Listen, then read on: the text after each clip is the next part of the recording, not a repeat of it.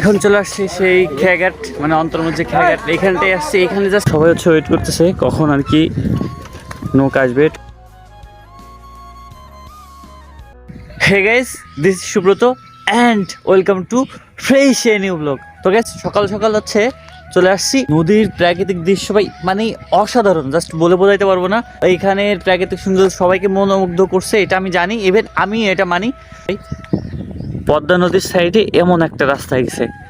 পদ্মা নদী তো আছে, মানে রাজবাড়ির যেটা বললে, রাজবাড়ি হচ্ছে পদ্মাকন্যা বলে। সো সেটাই হচ্ছে এই পদ্মা নদী। পদ্মা নদীর সাইডে আর কি এরকম প্রাকৃতিক সৌন্দর্য ভাই মানে বলে জাস্ট বোঝানো যাবে না। এখানে আছে খেয়াঘাট আছে, এই খেয়াঘাট থেকে ওই পারে মানে পাবনার ওই লাইনে যাওয়া যায়। সো অনেকে ওইখান থেকে আসে সবজি টবজি নিয়ে, তো অনেকভাবে আবার এইখান থেকেও যায়। তো সব মিলায় জাস্ট ভাই মানে ভিউটা জাস্ট দেখো, তারপর আর কি বলো। সো প্রাকৃতিক সৌন্দর্য এতটাই সুন্দর বলে জাস্ট বোঝানো যাবে না। আর এইখানটায় হচ্ছে চর পড়ছে, দেখছো, মনে হচ্ছে খুবই কাছে, বাট একটু দূরে হয়তো নৌকা নিয়ে ওইখানে যাওয়া যাবে। শুক্রবার এইখানে অনেক ভিড় হয়। এখানে একটা টং আছে, এমনি ছোটোখাটো রেস্টুরেন্ট আছে, মানে ছোটোখাটো এমনি গ্রামের যেটা থাকে আর কি। ওই দূরের আকাশ আজ রঙিন হলো, বদলে যাওয়া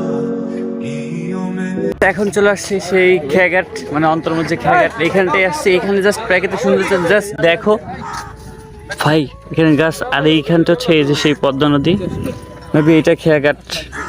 ওইখানে অনেকগুলা নৌকা আছে, ট্রলার আছে। তো এইখানে অনেকজন ওয়েট করতেছে ভাই সব, জাস্ট দেখো। এখানে কিছু লোকজন আর কি কাজ করতেছে, মানে ওই যে বস্তায় যে বালি ভরতেছে, বালি ভরে ওই এই সাইড দিয়ে নদীর সাইড দিয়ে আর কি বাঁধার জন্য ই করতেছে, মানে সাইডটা আর কি যাতে ভেঙে না যায় এমন কিছু। তো এইখানে সবাই হচ্ছে ওয়েট করতেছে কখন আর কি নৌকা আসবে, ট্রলার ছাড়বে।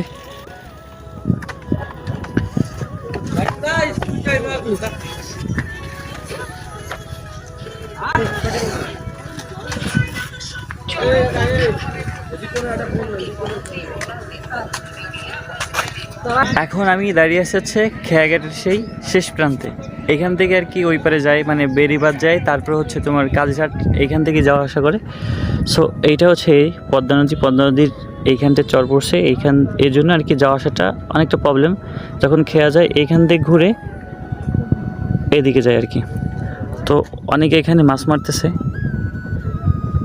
দেখছো। আর হচ্ছে এইখানটায় খেয়া দাঁড়াইছে, তো এরা আর কি খেয়ার যাত্রী।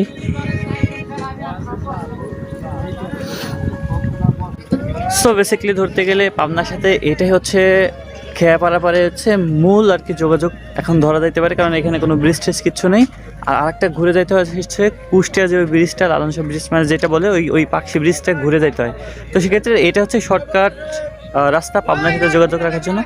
জাস্ট ভাই ভিউ দেখে মানে আমি মানে খুবই মনোমুগ্ধকর যে প্রাকৃতিক যে সৌন্দর্য, সেটা তোমরা দেখতে পাচ্ছ যে আমার পিছনে যে নদীটা, এটা হচ্ছে পদ্মা নদী। আর পদ্মা নদীর এই সাইডটা জাস্ট দেখো, আবার দেখাচ্ছি।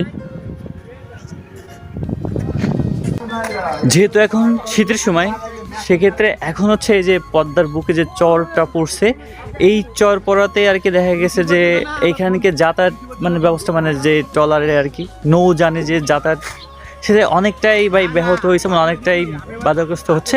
সেক্ষেত্রে তাদের অনেকটা ঘুরে যাইতে হয়, এটা আর কি একটু কষ্ট পড়ে বেশি।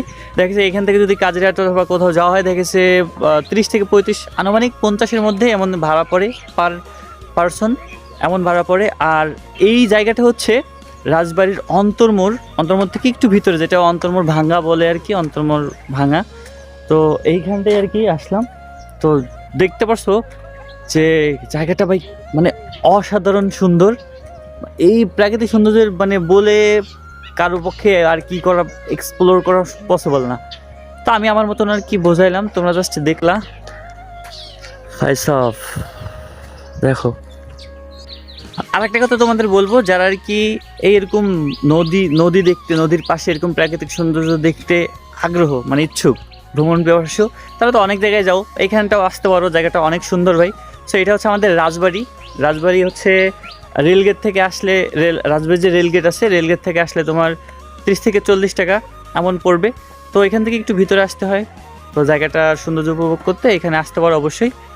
আর যদি নৌকাটা ভ্রমণ করতে চাও, ওই যে খেয়াঘাট আছে, ওই খেয়াঘাট থেকে আর কি ওই চরে যাইতে পারো। যদিও আমি একদিন ভাবছি যে এই চরে একদিন যাব, তো সেদিন যেদিন যাব তোমাদেরকে দেখাবো। তো যাই হোক, ভিডিওটি এই পর্যন্ত। ভিডিওটি ভালো লাগলে লাইক কমেন্ট করে সাবস্ক্রাইব করে সাথে থাকো। ধন্যবাদ সবাইকে, দেখা হবে পরবর্তী কোনো ব্লগে।